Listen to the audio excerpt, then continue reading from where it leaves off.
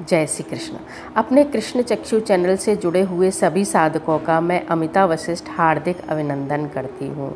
कई बार आपके मन में किसी को हुए स्वप्न दर्शन, ईश्वरीय साक्षात्कार, देव कृपा के अनुभव, ध्यान के अनुभव इत्यादि को सुनकर यह अवश्य आता होगा कि हमें तो ईश्वर का ऐसा चमत्कार कभी देखने को नहीं मिला। क्यों हमें ईश्वर अपना साक्षात्कार नहीं करवाते? क्या हमारे प्रभु हम पर प्रसन्न नहीं है अथवा हमारी पूजा में कोई कमी है? तो आज का ये वीडियो इसी विषय पर है, जिन माध्यम से हम जान सकते हैं कि हमारे प्रभु हम पर प्रसन्न हैं। कौन कौन से हैं वे माध्यम, कौन कौन से हैं वे ईश्वरीय संकेत जिनके माध्यम से प्रभु अपनी कृपा की वर्षा हम पर करते रहते हैं, लेकिन हम उन्हें जान नहीं पाते। ईश्वर विभिन्न माध्यमों से अपनी उपस्थिति का एहसास हमें समय समय पर करवाते रहते हैं। बस आवश्यकता है उस समय को जानने की, उस एहसास को समझने की और अपने प्रभु के प्रति धन्यवाद ज्ञापित करने की। तो प्लीज़ वीडियो को अंत तक देखिए और अपने भीतर तलाशिए ईश्वर के उन गुणों को, ईश्वर के द्वारा भेजे गए उन एहसासों को जिन्हें आप या तो जानते नहीं अथवा जान लेते हैं तो उनको मान नहीं पाते।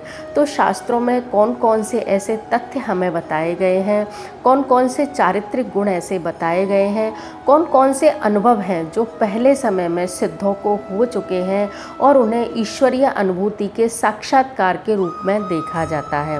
यदि इनमें से कोई भी एक गुण आपके भीतर है, यदि इनमें से कोई भी एहसास आपको कभी हो चुका है, तो समझिए कि आपकी पूजा, आपकी प्रार्थना उस दिन ईश्वर तक अवश्य पहुंची। ईश्वर आपको अपनी उपस्थिति का एहसास दिलाता है। तो सर्वप्रथम जो देखने में आता है कि कौन सा है वह चारित्रिक गुण, कौन सी विशेषता है जो ईश्वर के आपके तालमेल को लक्षित करती है। पहली चीज़ है, यदि ब्रह्म मुहूर्त में किसी व्यक्ति की बिना प्रयास के नींद खुल जाती है, अर्थात जब से आपने यदि होश संभाला है तभी से 3 बजे से लेकर 5 बजे के मध्य में यदि बिना प्रयास के आपके नींद खुल जाती है, तो कहीं ना कहीं आप में एक देवीय अंश मौजूद है। यदि पूर्व में नहीं, अब जब से भी आपने ईश्वर से आप जुड़े हैं, आपने पूजा और प्रार्थना करने में अपना समय बिताया है, तभी से यदि आपकी सुबह की नींद 3 से 5 के मध्य में स्वतः ही खुल जाती है और आप उत्साही होकर बिस्तर छोड़ते हैं, तो अवश्य ही देवीय कृपा कहीं ना कहीं आपके साथ है।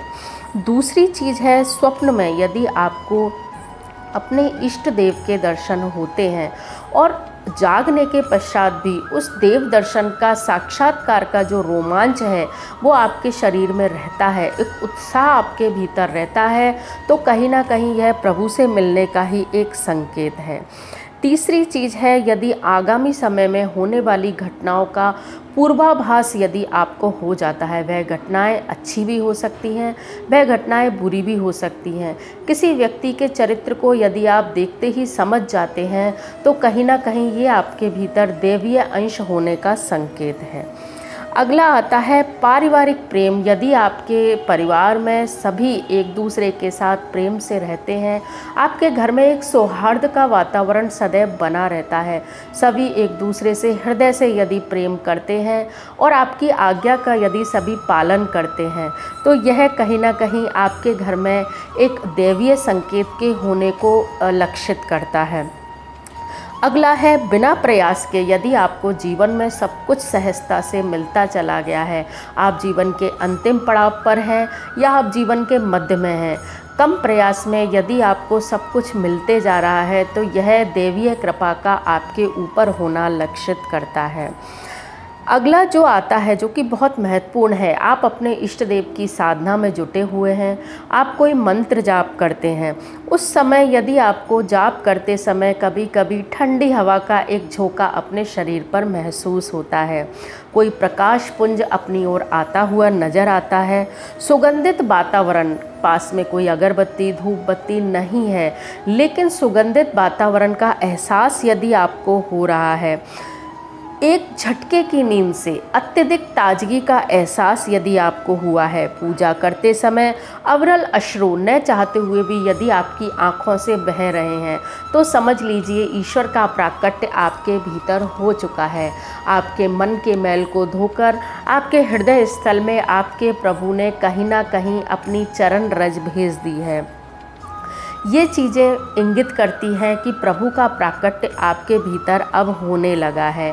मंत्र जाप के समय जब भी हम कोई मंत्र का जाप करते हैं तो मानसिक जप करते समय यदि स्वतः ही आपके भीतर से संगीत फूटने लगे या मंत्र जाप की रिदम के साथ कोई अन्य धुन आपको सुनाई देने लगे तो समझिए कि आपकी पूजा पाठ सफल होने लगी है।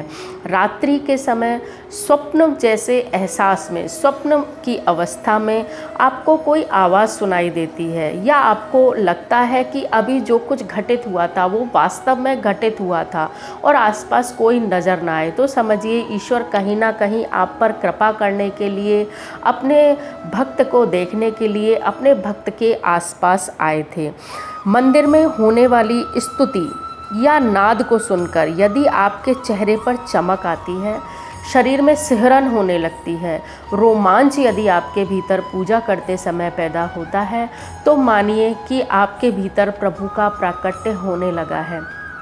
पूजा के लिए जाते समय यदि आप उत्साही कदमों से जाते हैं, तन्मयता के साथ पूजा करते हैं, पूजा के लिए उत्साह यदि आपके भीतर बना रहता है, तो मानिए कि ईश्वर तक आपकी पूजा पहुंच रही है। तो यह तो कुछ अलौकिक संकेत हैं जो हमें हमारे भीतर ईश्वर द्वारा दिए जाते हैं। हमारी पूजा ईश्वर तक पहुंचने पर हमारे भीतर प्रकट होते हैं।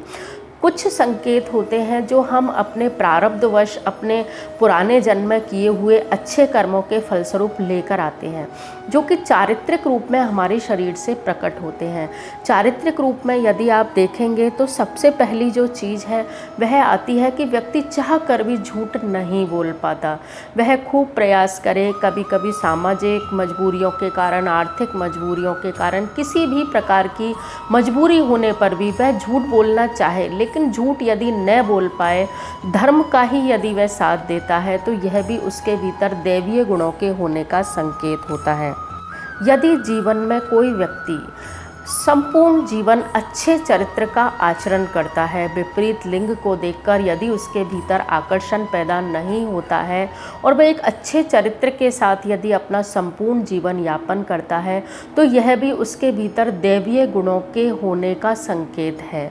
तो यह है कुछ वह छोटे छोटे गुण जो व्यक्ति के भीतर होते हैं, या वह छोटे छोटे एहसास जो ईश्वर के साक्षात्कार होने के अंशभूत ही माने जाते हैं। अर्थात संपूर्ण नहीं तो थोड़ा थोड़ा साक्षात्कार ईश्वर आपको अपनी उपस्थिति के माध्यम से समय समय पर दिखाता है। यदि आपको भी इस तरह के एहसास होते हैं तो समझ लीजिए कि कहीं ना कहीं आपके भीतर ईश्वरीय अंश उत्पन्न हो रहा है। ईश्वर आपकी पूजा से प्रसन्न है, उन तक आपकी पूजा और प्रार्थना पहुंच रही है। तो कैसा लगा आपको मेरा ये वीडियो? अगर अच्छा लगा हो तो प्लीज़ लाइक कीजिए, शेयर कीजिए, सब्सक्राइब जरूर कीजिए। धन्यवाद। जय श्री कृष्ण।